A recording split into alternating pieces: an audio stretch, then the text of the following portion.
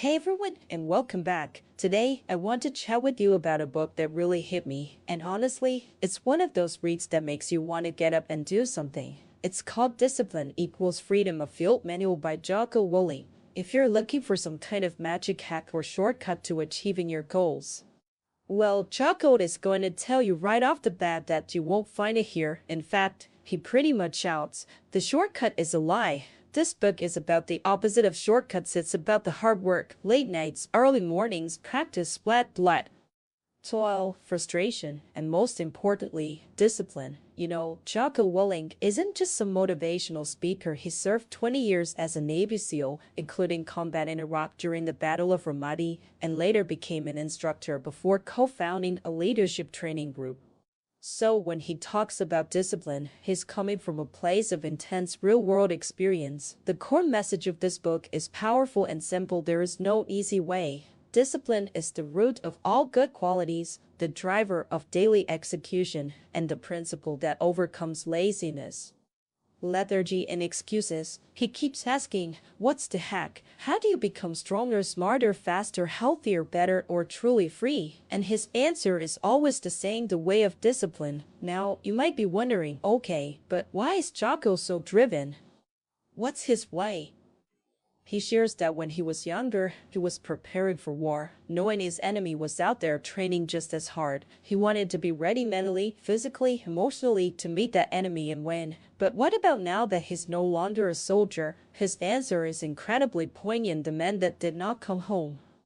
He dedicates the book to Mark Lee, Mike Munzer, and Ryan Job from SEAL Team 3, Task Unit Bruiser, who lived, fought, and died as warriors, giving him the gift of freedom. For them, and countless others, he vows to make every day, every minute, every second count.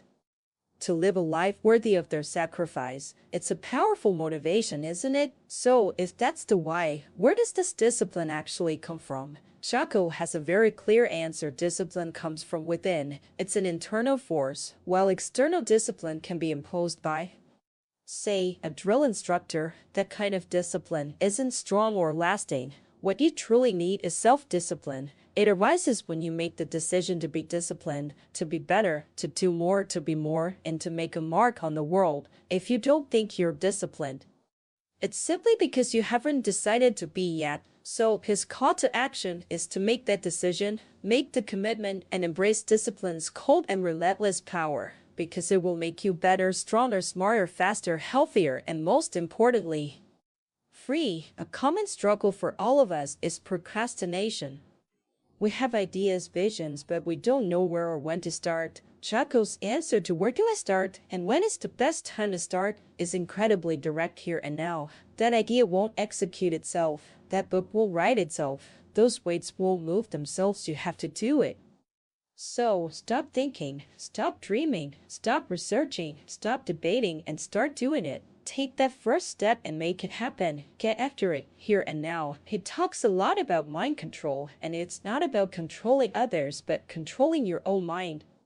We're our minds and we can control them. When people ask him how to get tougher, how to wake up early, how to work out consistently, or how to stop eating sugar, his answers are always direct. Be tougher, wake up early, work out consistently every day, stop eating sugar. He emphasizes that weakness, laziness, sadness, frustration, negativity, and your temper don't get a vote. You declare martial law on your mind, imposing discipline, power, positivity, and will. Don't let your mind control you, control your mind. Jocko himself admits, I am nothing but weakness. He's not naturally strong, smart, or flexible. He gets emotional, eats wrong, doesn't sleep enough, procrastinates, wastes time, and has a big ego. But here's the kicker: he doesn't accept that. He's constantly fighting, struggling, kicking and clawing at those weaknesses to change them. Some days he wins, some days he doesn't, but every day he gets back up and moves forward. This attitude is central to his philosophy. He also tackles stress. He puts things into perspective by asking us to imagine the unimaginable horrors faced by warriors like Eugene Sledge or David Hackworth. or soldiers in historical battles like the Somme or Gettysburg. Humans can withstand almost inconceivable stress, and so can you. The first step is to gain perspective by detaching from problems you're experiencing. Stress is often caused by what you can't control. If it's something you can control and harm, that's a lack of discipline and ownership, so get control of it. Solve the problem. If it's something you can control, embrace it. Look at it from a different angle. Use it to your advantage. Make it your ally. Don't fight stress, use it to make yourself sharper, more alert, to think, learn, and get better. He also delves into the science of stress, explaining how cortisol can be good for immediate threats but detrimental if consistently high, and how exercise helps balance these levels. This ties into what he calls destroyer mode, that overdrive that allows you to go the extra distance. It takes both emotion and logic to reach your maximum potential. When logic fails, use emotion, anger, frustration, fear to push further and say, don't stop. And when emotions scream you've had enough, override them with logic and willpower that also says, don't stop. This relentless attitude extends to the idea of until the end. He learned in combat that you can relax once the primary objective is complete. You must keep going until the entire mission is finished. The enemy is always watching, waiting for a moment of weakness. So don't be finished, be starting. Be alert, be ready, be attacking, be relentless. Don't let the enemy rest. You don't stop until they are destroyed. And even then, you turn your focus inward to make yourself better. The application of discipline starts with waking up early, but it extends to everything: daily workouts to get stronger and healthier, eating the right foods to fuel your system, disciplining emotions, controlling your ego, treating people well, doing tasks you don't want to do, and facing your fears. Discipline means taking the hard, uphill road, doing what is right for you and others. It won't allow weakness or a breakdown, and well, it might seem like your worst enemy, but is actually your best friend, leading you to strength, health, intelligence, happiness, and most important, freedom. He talks about the power of questions. Knowledge is the ultimate weapon, and you gain knowledge by questioning everything. Look up words, break down concepts, dig into how things work, and most importantly, question yourself every day. Ask hard questions like, who am I? What have I learned? What progress have I made? Is this what I want to be? And answer them truthfully.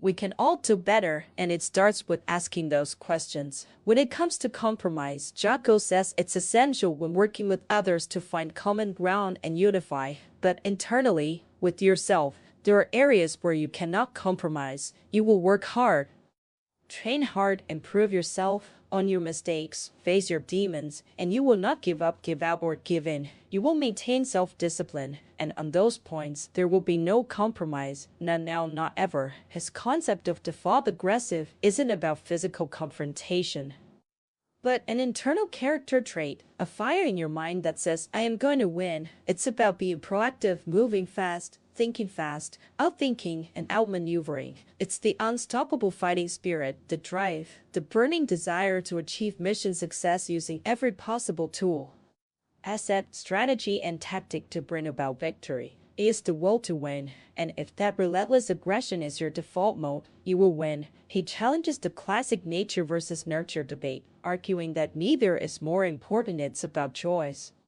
He's seen people from all backgrounds succeed or fail, and the difference is that successful people decide to be successful. They choose to work hard, take on challenges, and lead. It's never too late to make that choice. Don't let nature or nurture make you choose to make yourself. When it comes to fear of failure, he has a counterintuitive take: fear of failure is good.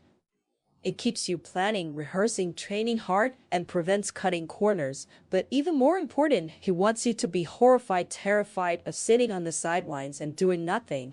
The real nightmare is waking up years later, no closer to your goal, being stagnant. So get up and go, take action now. This leads to the idea of the warpath, which for Jocko is a path of war against enemies and, crucially, against his own weaknesses. It's a path of preparing, sharpening skills, and maintaining unmitigated daily discipline. The warpath leads to strength, knowledge, understanding, control, and eventually freedom and peace. It is the interminable path of discipline, Now, let's talk about fueling the machine, your body. Jocko is incredibly direct about nutrition, calling tempting treats like donuts sugar-coated lies and poison. He states, all that junk isn't food. It doesn't fuel you, it kills you. He warns that sugar is truly addictive, stimulating the same brain parts as heroin and cocaine, causing withdrawal and making you tell yourself lies. His advice is to stay strong, get off the sugar train. Stop eating sugar. He advocates for a Paleolithic or caveman diet, which means eating what humans have evolved to eat, rather than modern grains that spike insulin. This diet prioritizes fat, then protein, then minimal carbohydrates. Eat these beef, preferably grass-fed, poultry, preferably free-range fish, eggs, nuts, vegetables, fondue, some dairy, full-fat, butter, cream, yogurt, cheese, limited fruit. Do not eat these grains, potatoes, refined salt, refined sugar, processed oils, margarine, legumes. He rejects the 80-20 rule, saying that you should strive for the 100 rule, treating it like an addiction you go cold turkey on. Once adapted, occasional treats are earned through serious physical activity, and you'll find they become less desirable due to the negative after effects. What if the right foods are unavailable, like when traveling? His solution: don't eat fast. He calls fasting a gift, with benefits like improving cell function, inducing fat loss, reducing insulin resistance, reducing oxidative stress, and increasing endorphins. Psychologically, fasting demands you exercise your will and recalibrates your hunger signals. Humans can survive 30 days without food, so you're not starving after a few hours. He regularly does 24-hour fasts and 72-hour fasts every few months, still working out and training. Speaking of training, the book delves into physical training with various workout series from beginner to advanced. He highlights the numerous benefits. You'll be healthier by increasing endorphins, testosterone, growth hormones, and preventing issues like high blood pressure, obesity, heart disease, type 2 diabetes, insomnia, and depression. And get this, working out will make you smarter by improving blood flow to the brain, boosting nerve cell growth, improving synaptic plasticity, and releasing chemicals like dopamine and serotonin. A key question people have is, when is the best time to work out? Jocko insists there's one time no one can take from you per dawn. He uses the military term stand-to, meaning getting up early to be ready for enemy attack. This early morning training offers a psychological win over the enemy and builds confidence. He firmly believes that discipline and willpower don't dissipate with use, they actually get stronger.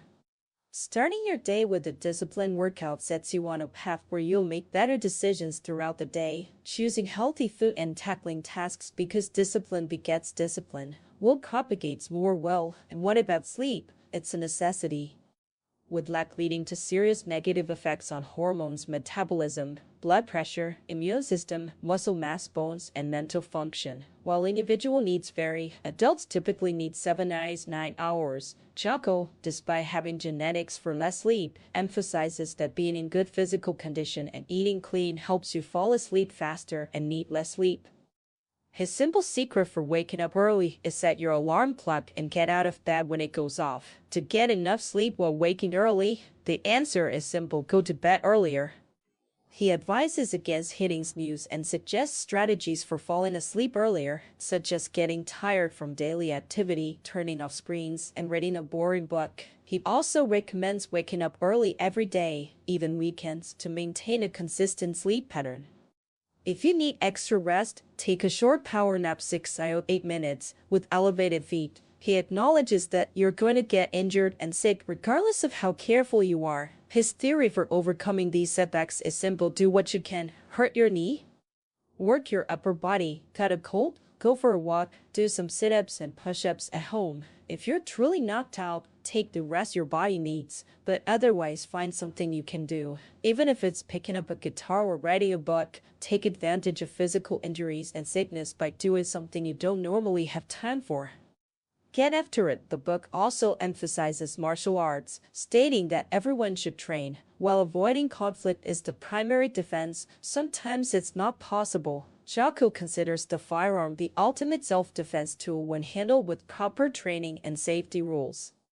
However, when firearms are unavailable, he recommends starting with Brazilian Jiu-Jitsu Jijia because it's effective for grappling on the ground and escaping from grabs to run away. He describes Jijia as complex and cerebral, offering an unending challenge.